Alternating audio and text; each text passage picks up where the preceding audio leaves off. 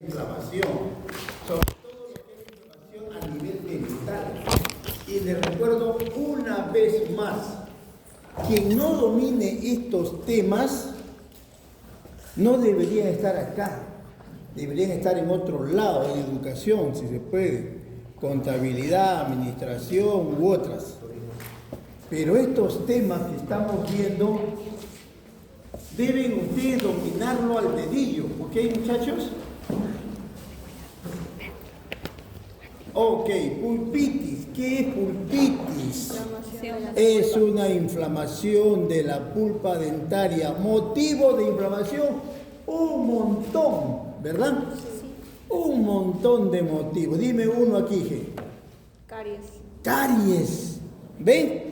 La caries la causa más común que vamos a encontrar, por lo cual les puedan doler una pieza dentaria, es la caries. Viene un paciente, le dice, doctora, me está doliendo esta pieza dentaria. Ay, vamos a ver. Y se rascan la cabeza, ¿no? A ver. ¿Y desde cuándo te duele? Desde hace 2 días. ¿Y por qué? Esa pregunta, ¿no? ¿Por qué? Ustedes deberían interpretar el por qué. Esa pregunta no deben realizarla. Porque ustedes tienen que observar in situ, en boca, qué es lo que está pasando para ocasionarle dolor a la pieza dentaria. Entonces ustedes hacen su historia clínica, observan, le dan sus datos, les piden sus datos y luego empiezan las preguntas. A ver, ¿desde cuándo está doliendo esa pieza dentaria? Hace 2 o 3 días. Okay. ¿Cómo es el dolor? Como que me late, como que hace esto, ¿no? Sube y baja y no me deja dormir, es un dolor agudo. Ah, caramba. Y ustedes le dicen, abre la boca. Y el paciente o la paciente abre la boca. Pase rapidito, aquí en la fila contigua nomás, todos juntos. Ya, la última, pasa.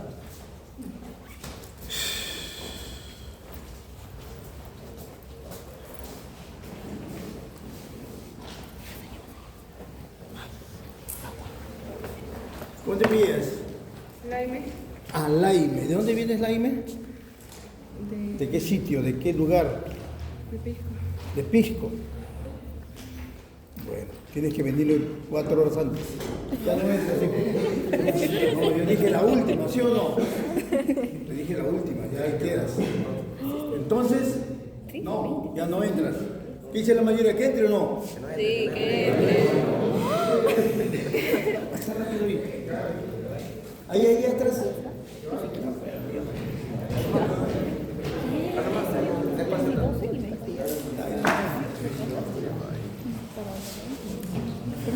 Ven, ya se me quitó la gana de hablar.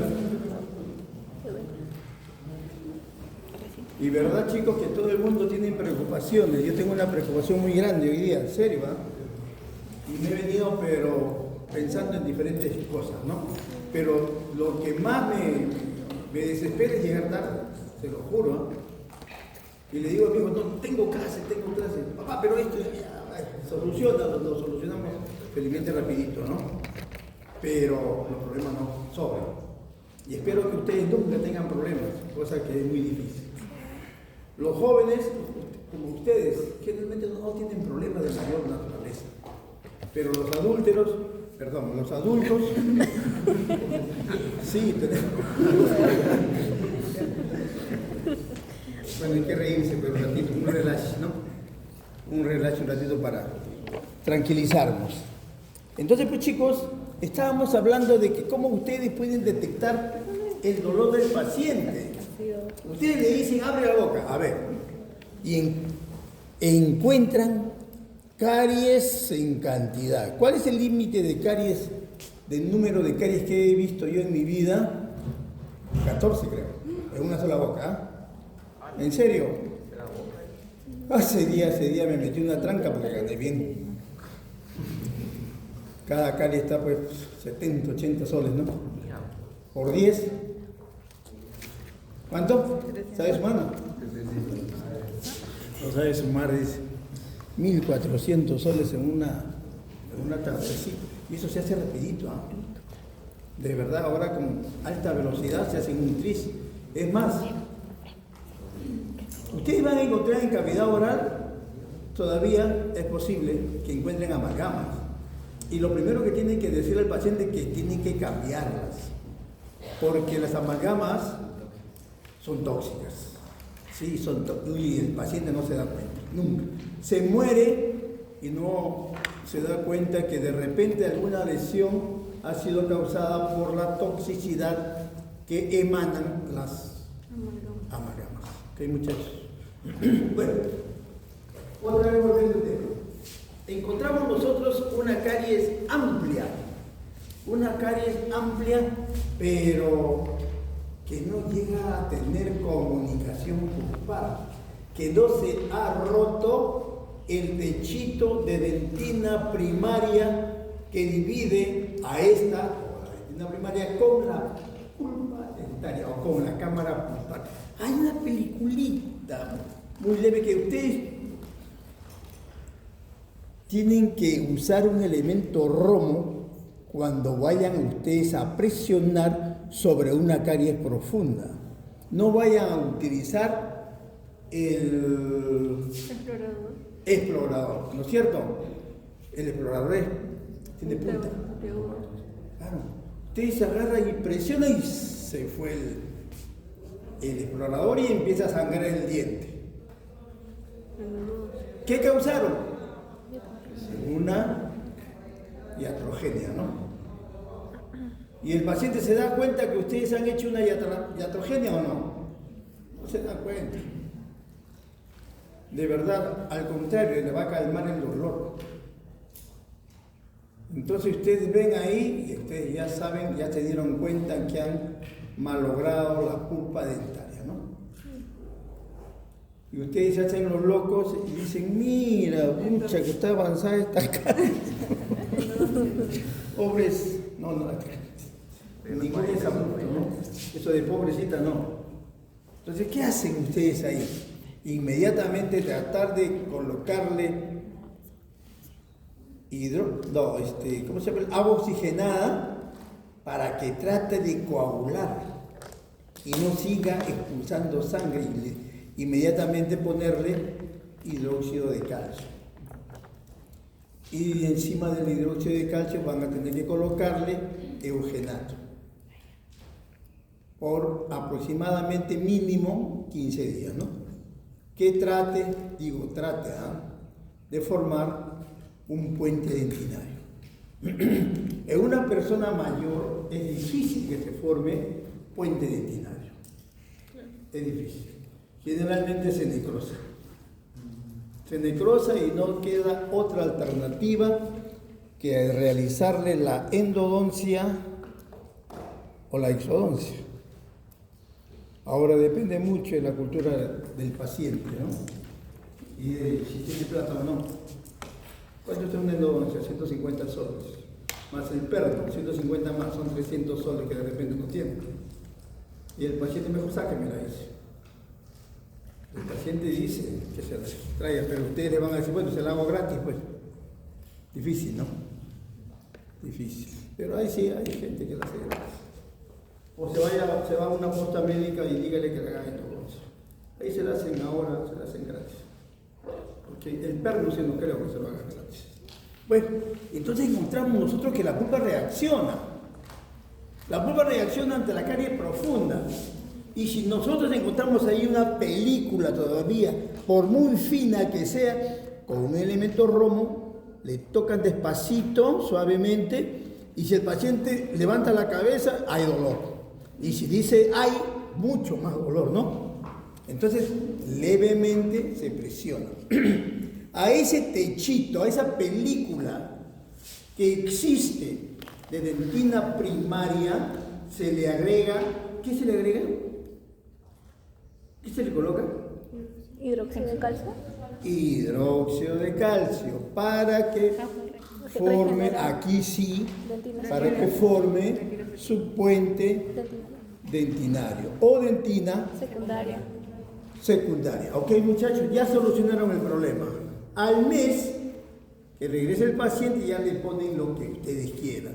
Resina, una ¿cómo le llaman? Esto, ¿qué más fuerte? Incrustación, una inlay, una onlay, ya ustedes verán, ¿no? O una corona si está muy destruida la pieza dentaria. Ya tienen una alteración. Pero ¿qué ha sucedido? Bueno, la pregunta que les quería hacer, otra vez, ¿cuáles son los componentes de una pulpa dentaria normal?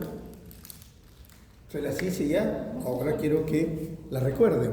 Vasos sanguíneos, filetes nerviosos, ¿cómo? Vasos linfáticos. Vasos linfáticos, ¿no es cierto? Son los componentes que generalmente constituyen la pulpa dentaria. El problema es cuando se alteran uno de estos componentes, ¿no? Les había hablado también de pulpitis anacorética, ¿no es cierto? Sí. Sí. ¿Cuál es? Creo que era la que más aparecía en los jóvenes y era cuando, por ejemplo, no había caries, pero se producía cuando, por ejemplo, alguna bacteria o microorganismo entraba por la pulpa, pero era por los mismos sangres que tienen las personas. Por el foramen apical, ¿no es cierto? Entonces les repito lo que acaba de decir. ¿Cómo? Aval. Ese es el apellido, ¿no? ¿Saben qué, chicos? Cuando les digan a ustedes, ¿sabes qué? ¿Me puedes avalar para sacar un préstamo? Nunca lo hagan. Porque van a recibir un cabezazo, pero esos que te sacan sangre de la cabeza. ¿Verdad? Bueno, me acuerdo tu apellido, pero no. Bueno, entonces encontramos nosotros de que la pulpa dentaria tiene unos componentes normales que pueden ir transformándose poco a poco, ¿no? Y que posiblemente sea el causante principal la bacteria, a través de la caries o a través del foramen apical, por donde puedan ingresar microorganismos que llegan a la pulpa dentaria. La pulpa dentaria reacciona ante estos acontecimientos. ¿Cómo? Con inflamación. ¿Okay? Que puede ser de inflamación aguda, inflamación crónica. Que la inflamación aguda la vamos a explicar en breves momentos, al igual que la inflamación crónica. Acá encontramos, por ejemplo, ¿qué puede causar una alteración de la pulpa dentaria? Agentes físicos, químicos y bacterianos.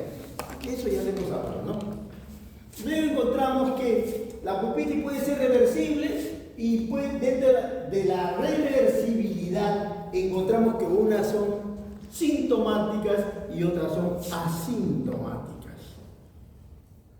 Cuando decimos nosotros sintomáticas es que producen alguna manifestación, por ejemplo dolor.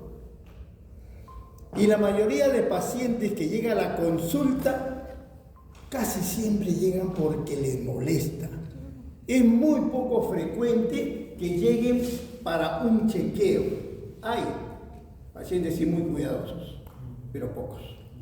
La mayoría llega porque algo les molesta, porque se miraron al espejo y encontraron puntitos oscuros, que son las caries. Pero dentro de estas, unas producen dolor y otras no. Unas son sintomáticas y otras asintomáticas. Sintomáticas también al frío, al calor, al dulce, al ácido.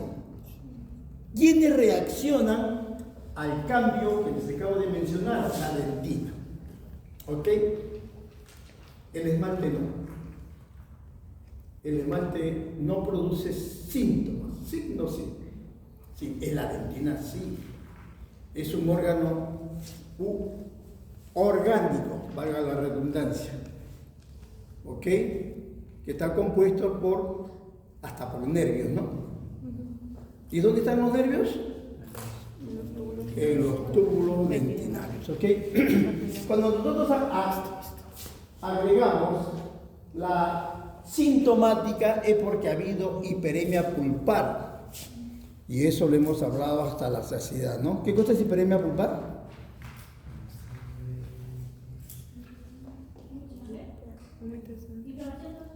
¿Perdón? Inflamación de vasos sanguíneos. inflamación, pero hay un término más específico. Aumento de sangre dentro de los vasos sanguíneos, ¿no? Y cuando nosotros tenemos hiperemia pulpar, cuando generalmente ahí sí podríamos encontrar o sentir síntomas, ¿ok? Por la presión a los filetes nerviosos de los vasos llenos de sangre.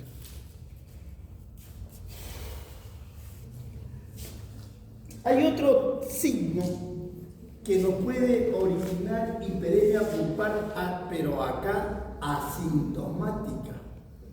Miren, escuchen, ¿cuándo es que puede existir hiperemia pulpar que no produzca síntomas? ¿Saben cuándo, niños jóvenes? Cuando generalmente ataca niños. Niños, y cuando hablo de niños es porque me refiero a dientes temporales. Y los dientes temporales, pues, se descalcifica rápido y hace tremendas cavidades. Que esa cavidad hace que la pulpa se inflame y que salga, se expanda por esas cavidades. O sea, uno mira y ve que la pulpa dentaria ha salido de su cámara pulpar y está ocupando parte de la corona que hubo, o que todavía existe, pero está socavado por caries. ¿Me entienden? Si no me entienden, díganme para repetírselo, por favor, ¿ya? Quiero que todos estén concentrados en lo que digo y que lo entiendan. Entonces sale la pulpa dentaria al exterior, pero sale inflamada, aumentada de volumen, llena de sangre. Pero ¿por qué no produce dolor ahí? ¿Por qué es asintomática? ¿O por qué produce dolor cuando está encerrada en la cámara pulpar, cuando no hay cuando no hay caries amplia? Porque aprietan los filetes nerviosos de la pulpa. Sí, pero hay un motivo por los cuales produce dolor. A ver, mejor se lo explico yo. Entonces es una cavidad, una caries pequeña que ha ido avanzando rápidamente y ha ocasionado inflamación de la pulpa. Pero la pulpa se expande, se hincha de sangre y no tiene dónde salir. Y queda apretada entre cuatro paredes, entre comillas 3 paredes, ¿no? Que es la cámara pulpar. Y se amplía los vasos sanguíneos o los vasos sanguíneos y presionan a los nervios, ¿no es cierto? Y produce dolor, ¿no? Pero en el otro caso de hiperemia pulpar o pulpitis hiperplásica, anótenlo por favor, o pulpitis hiperplásica. La pulpitis hiperplásica tiene una condición que es hiperplasia. ¿Y qué ha sido? ¿Por qué se le llama pulpitis hiperplásica? Porque ha habido un aumento en el número de vasos sanguíneos. Pero ¿por qué no produce dolor? A ver, ¿quién se dio cuenta? A ver, ¿cómo es? Choque. Porque no está encerrado ¿Qué más? No está encerrado en algún diente. Ya, está bien, no está encerrada porque tiende para salir, ¿verdad? No está presionada. Cuando no tiene presión y sale al exterior, entonces le da oportunidad a los filetes nerviosos de que no sean presionados. O sean presionados muy poco. ¿Se entendió, verdad? Ok, estamos bien entonces. Y ahí no produce dolor. Pero ¿qué sucede? Si ustedes agarran un explorador y le hincan, pueden romper esa pulpitis hiperplásica, ¿ok? Entonces con un elemento rojo, ustedes lo presionan suavemente y el paciente va a sentir un dolor exquisito, ¿ok? Un dolor que les gusta. Ustedes han tenido una heridita que se le han presionado y qué rico, ¿no? Sí, pues, se siente agradable cuando uno se presiona una herida que está en proceso ya de cicatrización. Algo parecido, pero acá es porque no tiene presión a los filetes nerviosos. ¿Ok? Entonces ustedes lo tocan y sienten un pequeño dolor agradable, nada más. ¿Qué es lo que tienen que hacer ahí para que la pulpa dentaria regresione otra vez a la cámara pulpar o al lugar que a él le corresponde? Simplemente le pueden colocar un algodoncito embebido en eugenol, bien exprimido, lo colocan y encima le ponen eugenato y lo dejan ahí mínimo 15 días. En esos 15 días la pulpa debe haber llegado a su estado normal. ¿Correcto? Correcto. Y luego ya pues lo que venga, ¿no? Le pueden poner una corona o algo por el estilo, una curación. ¿Ok? Pulpitis irreversible. Ya sabemos lo que es pulpitis irreversible. ¿Cuándo empieza la pulpitis irreversible? Cuando se rompen los vasos sanguíneos. No se olviden, chicos, ¿ok? Entonces, el inicio de la necrosis es cuando hay hemorragia interna, o sea, en la cámara pulpar, producto de la ruptura de los vasos sanguíneos. Y empieza la necrosis, la infección de la cámara pulpar, la infección de la pulpa dentaria. Sintomática serosa. Serosa es cuando a través de los vasos sanguíneos comienzan a salir, eso lo voy a explicar en el otro tema que corresponde al día de hoy, líquidos. Líquidos que salen de los vasos sanguíneos, pero no es sangre, ¿ok? Ese líquido va a producir, a través de la ruptura de los vasos sanguíneos, puede producirse ya el inicio de necrosis. Y esa necrosis va a convertirse a su vez en infección. Esa infección va a permitir de que salgan las células de defensa y ataquen a los microorganismos. Se forma una batalla entre ellos, ¿no? Un enfrentamiento entre estos dos microorganismos y células blancas, ¿ok? ¿Y qué pasa cuando hay una batalla? Que hay muerte, ¿no? Que hay muerte. Esas muertes se van a infectar, se van a licuar y se van a transformar posiblemente en material purulento, ¿ok? Y empieza la infección, que puede producir dolor o no. Puede producir dolor si es que ese absceso se encapsula dentro de la cámara pulpar y se infecta. Puede ser, no siempre causa dolor, ¿ok? Lo que sí es cierto es que a través del foramen apical pasan los microorganismos y llegan al ápice. El ápice es como la puntita del lapicero, alrededor de esa puntita del lapicero. Ahí comienzan a encapsularse y a tener contenidos diferentes en su interior, que eso lo vamos a explicar después también.